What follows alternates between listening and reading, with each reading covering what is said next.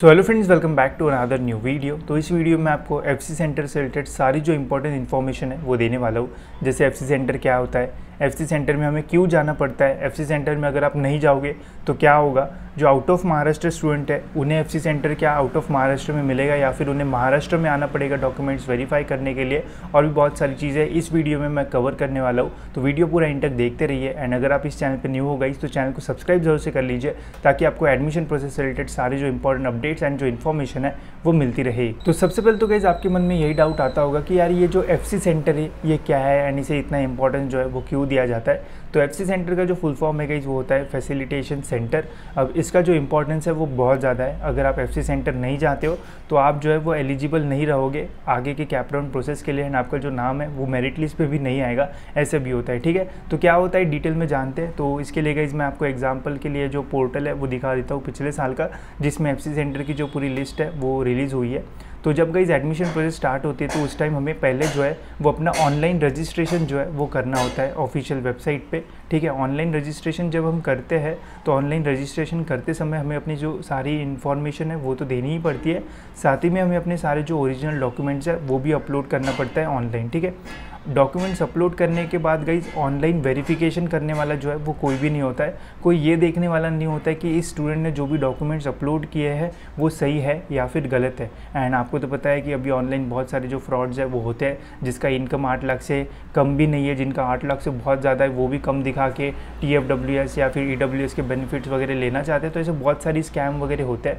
तो इन सभी स्कैम से बचने के लिए एफसी सेंटर्स वगैरह जो है गाइज वो रहते हैं, जहाँ पे आपके डॉक्यूमेंट्स का जो है वो फिजिकली जो है वो वेरिफिकेशन होता है एंड देखा जाता है कि आपके जो डॉक्यूमेंट्स है वो सही है या फिर नहीं। ठीक है, साथ ही में गाइस एफसी सेंटर में आपको जो है वो अप्रूवल का जो स्टैंप है वो भी मिलता है, जिसके वजह से आप नेक्स्ट प्रोसेस के लिए मतलब मेरिट लिस्ट के लिए जो है वो एलिजिबल होते हो एंड फिर कैप राउंड के लिए भी जो है वो एलिजिबल होते हो। ठीक है, तो जो प्रोसेस है वो कुछ इस टाइप से रहती है। सबसे पहले आपको अपना जो ऑनलाइन रजिस्ट्रेशन है वो करना होता है एंड डॉक्यूमेंट्स अपलोड करना होता है। Online registration and document upload करने के बाद आपको कोई भी एक एफसी सेंटर में जो है वो जाना पड़ता है। एफसी सेंटर जो है वो बेसिकली कॉलेजेस ही होते हैं। ठीक है, जैसे मैं नागपुर में रहता हूँ तो नागपुर के आसपास जितने भी मेन कॉलेजेस होंगे तो उनको एफसी सेंटर बनाया जाता है। जैसे आप अगर मुंबई में रहते होंगे तो वहाँ पे जो भी मेन कॉलेजेस होंगे उन्हें जो है वो एफसी सेंटर बनाया जाएगा।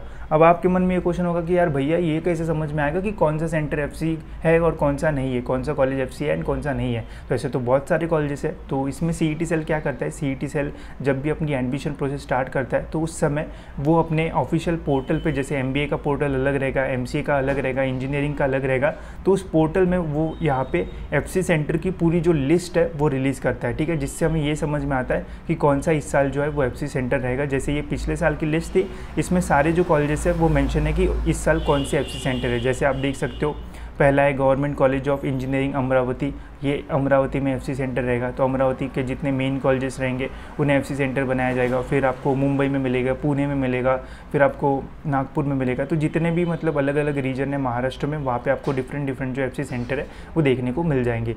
तो इसमें कहीं जब आप रजिस्ट्रेशन कर लोगे, डॉक्यूमेंट्स अपलोड कर दोगे, तो फिर नियर बाय जो भी आपको घर के पास एफसी सेंटर मिलेगा, जो भी घर के पास आपका कॉलेज होगा, जो जिसका नाम इस लिस्ट में होगा, उस कॉलेज में जाके आप अपने जो डॉक्यूमेंट्स है वो वेरीफाई करवा सकते हो। ठीक है, जब आप डॉक्यूमेंट वेरीफाई करवाने जाते हो तो जो फॉर्म आपने भरा होगा रजिस्ट्रेशन के टाइम, उस फॉर्म का प्रिंट हमें निकालना पड़ता है, जेरोक्स हमें निकालना पड़ता है। साथ ही में जो डॉक्यूमेंट्स आपने अपलोड किए हैं उनका भी जेरोक्स, साथ ही में डॉक्यूमेंट्स की जो ओरिजिनल कॉपी है वो सब कुछ जो है वो लेके हमें एफसी सेंटर में जाना पड़ता है। वो डॉक्यूमेंट्स वेरीफाई करते, देखते हैं कि सारे जो डॉक्यूमेंट्स है वो आपने सही से अपलोड किए हैं या फिर नहीं किए हैं, एंड चेक करते, सब चेक वगैरह सही हो गया तो फिर वहाँ पर आपको अपने जो ओरिजिनल फॉर्म रहेगा उस फॉर्म के ऊपर आपको एक जो अप्रूवल का स्टैंप है वो मिलता है। एंड जो आपने ऑनलाइन फॉर्म भरा होगा वहाँ पे आपका जो स्टेटस है वो कंप्लीटेड आता है। ठीक है, तो ऐसा पूरा जो एफसी सेंटर का प्रोसेस है गाइस वो रहता है। एंड यहाँ पे फिर जैसे ही आपको अप्रूवल मिल जाता है तो फिर आप जो है वो मेरिट लिस्ट के लिए जो है वो एलिजिबल हो जाते हो। ठीक है, अगर आप एफसी सेंटर पे नहीं जाओगे तो क्या होगा वो भी गाइस यहाँ पे मेंशन रहता है। ठीक है, those candidates who will not verify documents eight FC centre, their name will not be displayed in the provisional and final merit list. ठीक है, तो अगर आप एफसी सेंटर में नहीं जाते हो तो आपका जो नाम है वो मेरिट लिस्ट में नहीं आएगा। ठीक है, तो इससे अभी स्टूडेंट्स के मन में डाउट होगा कि क्या अगर हम डॉक्यूमेंट वेरीफाई नहीं करते तो हम एडमिशन ही नहीं ले पाएंगे। तो देखो, अगर आप एफसी सेंटर में अपने डॉक्यूमेंट्स वेरीफाई नहीं करवाते हो तो आप कैप राउंड के लिए जो है वो एलिजिबल नहीं रहोगे। बट अगर आप मैनेजमेंट कोटा वगैरह से एडमिशन ले रहे हो तो एफसी सेंटर में जाने की ऐसा कोई भी ज़रूरत नहीं है। आप डायरेक्ट कॉलेजेस में जाके अपनी जो प्रोसेस है वो कंप्लीट कर सकते हो। उसके लिए बस आपको सीईटी की एग्जामिनेशन जो है वो देना पड़ता है, बाकी फिर आप मैनेजमेंट कोटा से डायरेक्ट एग्जाम एडमिशन जो है वो ले सकते हो, ठीक है। बट अगर आप कैप राउंड से एडमिशन लेना चाहते हो तो आपको रजिस्ट्रेशन भी करना पड़ेगा एंड उसके बाद डॉक्यूमेंट वेरिफिकेशन जो है वो भी करना पड़ेगा एंड उसी के बाद गाइज आप जो है वो मेरिट लिस्ट के लिए जो है वो एलिजिबल होगे, नहीं तो आप जो है वो मेरिट लिस्ट के लिए एलिजिबल नहीं होगे, ठीक है। इसके अलावा काफ़ी सारे स्टूडेंट्स का ये भी डाउट होता है कि अगर हम आउट ऑफ महाराष्ट्र कैंडिडेट है तो क्या हमें महाराष्ट्र के बाहर के कॉलेजेस में एफसी सेंटर की फैसिलिटी अवेलेबल होगी। तो देखो गाइस, अगर पिछले साल की एफसी सेंटर की मैं लिस्ट अगर दिखाऊँ तो इसमें जितने भी कॉलेजेस मेंशन है जो कि एफसी सेंटर थे वो सारे जो है वो महाराष्ट्र के ही थे। तो महाराष्ट्र के बाहर का कोई भी एफसी सेंटर यहाँ पे जो है वो अवेलेबल नहीं था, ठीक है। तो अगर आप ऑल इंडिया से अप्लाई कर रहे हो, आप महाराष्ट्र के बाहर के स्टूडेंट हो, तो आपको डॉक्यूमेंट वेरिफिकेशन के लिए जो है वो महाराष्ट्र के कोई कॉलेजेस में जो है वो आके ही अपने जो डॉक्यूमेंट्स है वो वेरीफाई करना पड़ेगा। जो फैसिलिटी है बाहर के कॉलेजेस की वो बस सेंटर्स के लिए, एग्ज़ाम के सेंटर आपको बाहर मिल जाएंगे, बट जो एफसी सेंटर है वो आपको महाराष्ट्र में ही मिलेंगे।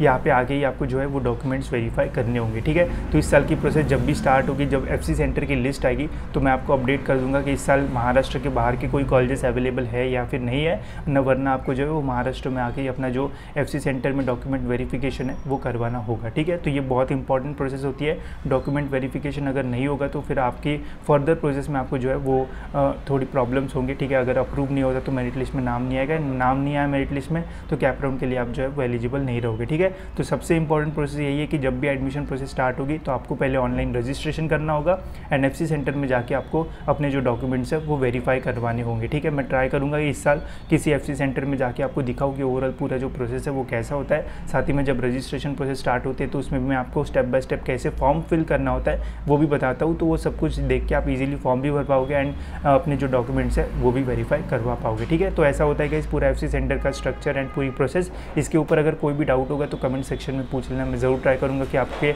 आंसर कर दूँ, या फिर मुझे इंस्टाग्राम पे मैसेज कर देना, वहाँ पे मैं ट्राई करूँगा कि आपको रिप्लाई कर दूँ, ठीक है। इसके अलावा गाइज टेलीग्राम ग्रुप ज़रूर से ज्वाइन कर लीजिए।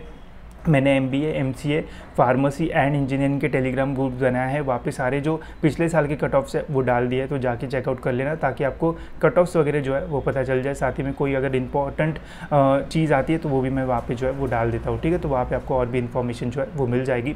तो इस वीडियो में इतना ही, होप सो आपको ये वीडियो इन्फॉर्मेटिव लगा होगा एंड ऐसे वीडियोज़ के लिए गाइस चैनल को सब्सक्राइब जरूर से कर लेना ताकि आपको एडमिशन प्रोसेस से रिलेटेड सारी जो इन्फॉर्मेशन है वो टाइम टू टाइम मिलती रहे।